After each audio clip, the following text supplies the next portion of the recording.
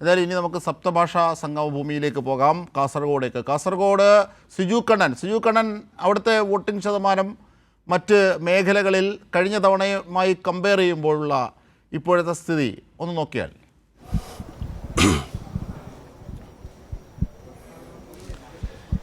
അജിംഷാദ്, കാസർഗോഡിനെ സംബന്ധിച്ച് പോളിംഗ് ശതമാനം നിലവിൽ 6 മണിക്കുള്ള ഔദ്യോഗിക കണക്ക് പ്രകാരം ലഭിച്ചിരിക്കുന്നത് 73.51%. ഇതിൽ അല്പം വ്യത്യാസം വരാം. കാരണം അവസാനം ചില പോളിംഗ് ബൂത്തുകളിൽ നിന്ന് കണക്കുകൾ വരേണ്ടതുണ്ട്. അത്തരം കണക്കുകൾ കൂടി വരുമ്പോൾ ചെറിയ വ്യത്യാസം വന്നേക്കാം. എങ്കിലും കാസർഗോഡിനെ സംബന്ധിച്ച് ഇപ്പോൾ പ്രാഥമികമായി ഒരു വിലയിരുത്തൽ നടത്താൻ കഴിയുന്നത് കഴിഞ്ഞ ഇതിലെ പോളിംഗ് തദ്ദേശ തെരഞ്ഞെടുപ്പിലെ പോളിംഗിലേക്ക് എത്തുമോ എന്ന കാര്യത്തിൽ ഒരു സംശയമുണ്ട്. ജില്ലയിൽ നിലവിൽ 8,14,997 പേരാണ് വോട്ട് രേഖപ്പെടുത്തിയത്. കാഞ്ഞങ്ങാട് മുനിസിപ്പാലിറ്റിയിലേക്ക് പോകുമ്പോൾ 72.73% പോളിംഗ്. കഴിഞ്ഞ തവണ 78% ഉണ്ടായിരുന്നു. കാസർഗോഡ് 66.94%.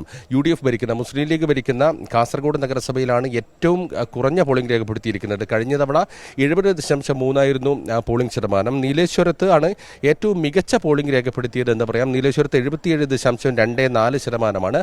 കഴിഞ്ഞ തവണ പക്ഷേ നീലേശ്വരത്ത് 80% പോളിംഗ് ഉണ്ടായിരുന്നു എന്നാണ് മനസ്സിലാക്കുന്നത്. നീലേശ്വരം ബ്ലോക്കിലേക്ക് പോകുമ്പോൾ നീലേശ്വരം ബ്ലോക്കുകളിൽ ഏറ്റവും കൂടുതൽ പോളിംഗ് രേഖപ്പെടുത്തി നീലേശ്വരത്ത് 78.95%. കാഞ്ഞങ്ങാട് ബ്ലോക്കിൽ 74.02%.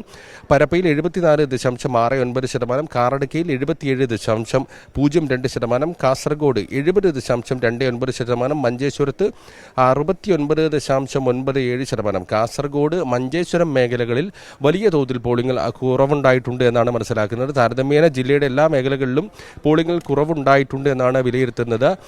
പല പോളിംഗ് ബൂത്തുകളിലും 2% മുതൽ 3% വരെ വോട്ടർമാരുടെ കുറവ് ഉണ്ടായിട്ടുണ്ട് എന്നാണ് പ്രാഥമികമായി മുന്നണികളും വിലയിരുത്തുന്നത്. അന്തിമ കണക്കുകൾ നാളത്തോടുകൂടിയേ കൃത്യമായി ലഭിക്കാൻ സാധ്യതയുള്ളൂ. ഈ വൈകി പോളിംഗ് നടക്കുന്ന ബൂത്തുകളിലെ വിവരങ്ങൾ കൂടി ലഭിക്കേണ്ടതുണ്ട്. അതിനനുസരിച്ച് കാര്യങ്ങൾ അപ്ഡേറ്റ് ചെയ്യേണ്ടതുണ്ട്. അതിനുശേഷം ഒരു കൃത്യമായ ഒരു വ്യക്തത വരും.